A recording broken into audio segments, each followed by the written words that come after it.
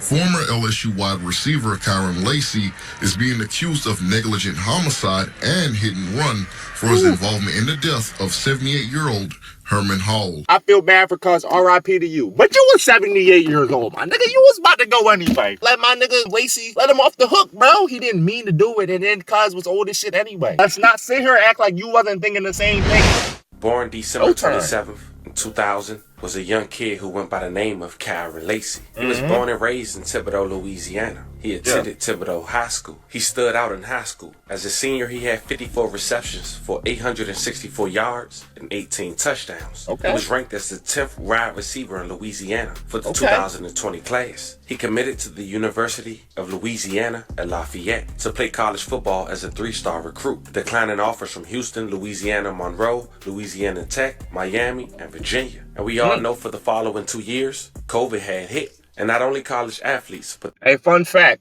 I was nice as shit at football when I was a young boy, bro. I could have went to the league. I would have actually been a wide receiver, too. I could have went to the NFL, but I stopped playing that shit. I gave it up. I said, I'll leave it for the mass majority of the world was working from home. And for those who don't know, you get up to 4 years to play as a student athlete in college. And if you're not able to play that year, you're able to use that year the following year. Which explained why Lacy didn't graduate in 2024, but instead entered the draft in 2025. As a true freshman at Louisiana in 2020, Lacy played in 11 games and had 28 receptions for 364 yards and 4 touchdowns. In 2021, he played in 13 games and had 22 receptions for 304 yards and 6 touchdowns. After the seasons, he transferred to Louisiana State University, also known as LSU. He started 2 of 14 games at LSU in 2022, recording 24 receptions for 268 yards as the 3rd wide receiver in the LSU depth chart behind Malik Neighbors and Brian Thomas Jr., who entered the draft. Lacy started 10 of 13 games and had 30 receptions for 558 yards and 7 touchdowns in 2000. Hey, bro, I'm gonna be totally honest, bro. I don't know what none of these stats mean. I don't even watch football. I don't know what 268 yards even look like. All I know is that these niggas can't guard me.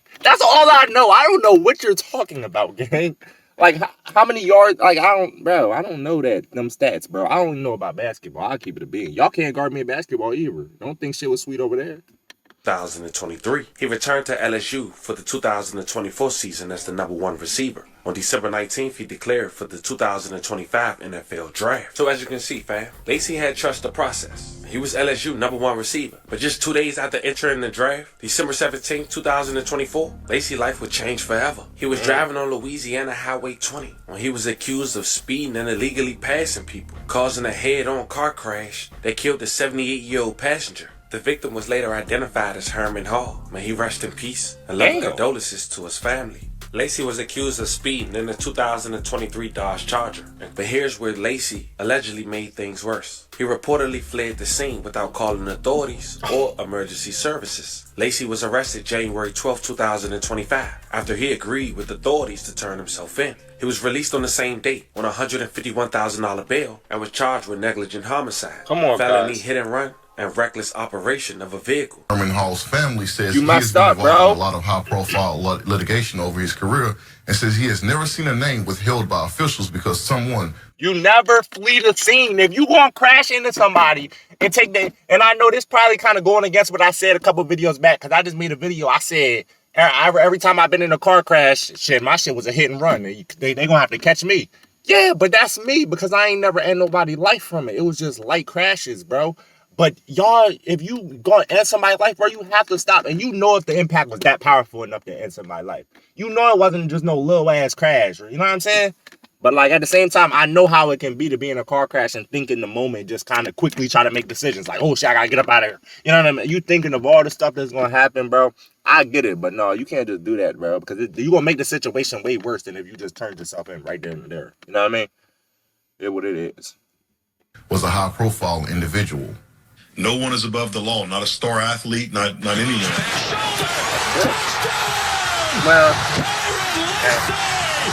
Former LSU wide receiver Kyron Lacy is being accused of negligent homicide and hit and run for his involvement in the death of 78-year-old Herman Hall. Was a great man with a loving family. He leaves behind a wife. Okay, now that's something that I'm a little thinking about a little bit. My nigga, I ain't gonna lie. He ended Cuz life, and that's totally wrong. I feel bad for Cuz. R.I.P. to you. But you was 78 years old, my nigga. You was about to go anyway. You was about to go anyway, bro. Let's keep it all the way a bean, bro. Let's not sit here and act like you wasn't thinking the same thing. He was about to go anyway. He was 70. How many years did he really have left on life, bro? 2, 3, 4. Let my nigga, Lacey, what's his name, the football player, let him off the hook, bro. He didn't mean to do it, and then Cuz was old as shit anyway. I'm just saying. Who unfortunately, I'm gonna say what everybody else thinking. Has debilitating injuries from this accident as well. She was in the car with him. He leaves behind children and grandchildren. He's a retired soldier, retired law enforcement. Just a wonderful man that left his time was almost up. Legacy behind. Louisiana State Police say Lacey was driving recklessly along LA 20 in Thibodaux on December 17th, at one point crossing the center line. Drivers in the northbound lane tried to swerve out of the way, causing a head-on collision that took the life of Hall. I think that tells us a lot about Carr and Lacey. Attorney Digger Earls, who plans to represent Hall's family in the case, says he is a big LSU fan, but that will not stand in the way of this case. I cheered Carr and Lacey throughout his career. That doesn't change my position, or it doesn't change the job that I have to do seeking justice for this family. State police told Hall's daughter days after the crash that the suspect was a high-profile person and that they were going to take their time on the case. I don't understand why state police would withhold the information, like the name of the defendant, because he plays football. That's ridiculous to me. WBRZ asked state police why it took 3 weeks to file the warrant. They said they had to speak with witnesses and look for all possible evidence to confirm Lacey was driving. Earl says Herman was a veteran Marine who would want justice. My job is to seek justice for his family and for Mr. Herman. Mr. Herman lived his life fighting for justice. He would want someone to fight for him. Okay, I get that, Herman, bro. Like, I'm sorry that you passed away. But look, though, if we was really to bring back Herman to life right now and ask him, okay, you got this star football player right here. He plays for LSU. He's about to go to the league. He's about to change his whole family life. He's about to become a multimillionaire. His family will never have to struggle again. He worked so hard since he was young to make it here. Do you want to really just take away his career and put him in prison right now?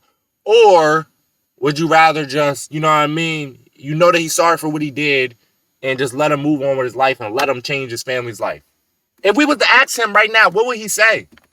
I think he would say, let him move on with his life. Go ahead, bro. You worked so hard to get here, bro. I don't want to just strip it all away from you like that. You get what I'm saying? People make mistakes in life, bro. You get what I'm saying? So, like, it is what it is, bro. Lacey's agent, Rocky Arsenault, issued... Because what is that going to do? What is him sitting in prison going to do for anybody, bro? Absolutely nothing. It can't bring the guy back. The statement saying Lacey is fully cooperating with authorities and that the facts will ultimately demonstrate the truth. You can read the full statement on our website at April 14, 2025. A jury was set to hear Lacey's case, which is also 2 weeks away from the 2025 NFL Draft that's being hosted in Green Bay. But just 2 days prior before a grand jury set to hear his case, April 12, 2025, Lacey was in his apartment in Houston, Texas, where reports come that he lost his life. May he rest in peace. And love and condolences to his family. You can only imagine what he was going through. One mistake, watching his peers set for the draft, and he was less than 48 hours before determining whether he would have to spend some time incarcerated. And I hope we're able to learn from this. Sometimes things out of our control, but if he would have stayed there, the outcome could have possibly been different. Facts. I'm praying for everyone who was affected by this video that we just talked about. Fam, this was the story of a man from Louisiana who... Man, he was he was just overthinking like crazy because, like, I've even said this. I've caught myself saying this in the past, right? I was like, bro, if I ever had to spend life in prison, like, I know I did a crime and I know I'm about to get locked up for life. I sometimes in the past I said, man, y'all might as well just end me right there because I don't want to spend life in jail, bro. Why the hell would I want to be around all men for the rest of my life in prison, bro? But now that I'm thinking about it, shit, bro, it's better to be alive, bro. Yeah, you might not want to go to prison, but it's better to be alive, bro. It's better than ending it. You know what I'm saying? Because you don't know what happens after death. So, at the same time, I don't think he should have did that. I don't think he should have took his life. And you also don't know how it would have played out. Maybe you might have just got a little bit of time, or maybe you might have did a couple years in there and then got out, or maybe they would have let you off the hook, or maybe you don't know how this shit was going to play out, so you really shouldn't have did that, bro. But RIP, man. That's why you just never know what people are really going through, bro. Even when they seem like their life is so perfect and they got it all figured out, sometimes they don't, bro. They be crazy. Who worked hard to one day live out his dreams in the NFL. And just 4 months before the draft, an accident took place where he claimed another man's life by driving recklessly. And just 2 days before a grand jury determined his fate, he loses his life. Let me know how you guys feel about this one in the comments. Don't forget to like and subscribe. And today, so I want to know, what was the cause of him crashing, though? Like, how did he swerve in the other lane? Because there's only 3 reasons I could think that somebody is swerving in another lane. Either 1, they drunk, 2, they high, or 3, they getting head. And I don't think he was doing the 3rd one, so it had to be one of the first 2, my nigga. He either was drunk or high. He probably was high as shit, my nigga. Because I've almost crashed while being high before, bro. I'm not going to lie. I've done that. And I've almost crashed by getting head while driving, too. So I know how. I've never drove while drunk, so I don't know how that feels. But the first one and the 3rd one I've done before, so I know how that feels, and I know it can almost make your ass crash. You know what I'm saying? Damn, man. Gone too soon, bro. Damn. All that work you put in, bro. That's a sad case, bro. And I don't even know who he is. Like, I never watched him. I never heard of him before this. But that's just a sad case that, you know what I mean? A nigga go his whole life working to change his family life. His life. And then he takes it right before it's about to change, bro. That's a sad case, man. Go check up on your family members. Go check up on your friends. Go check up on the people around you, bro. Because life too short. You never know when it's going to end for somebody. You never know when it's going to end for you. You get what I'm saying? So just, man, make sure y'all love the people around you, bro. Surround yourself, you know what I mean? Go ahead, you know what I mean? All that holding grudges shit, all that bullshit, bro. That shit ain't worth it, bro. Because you never know when the person last day gonna be on earth.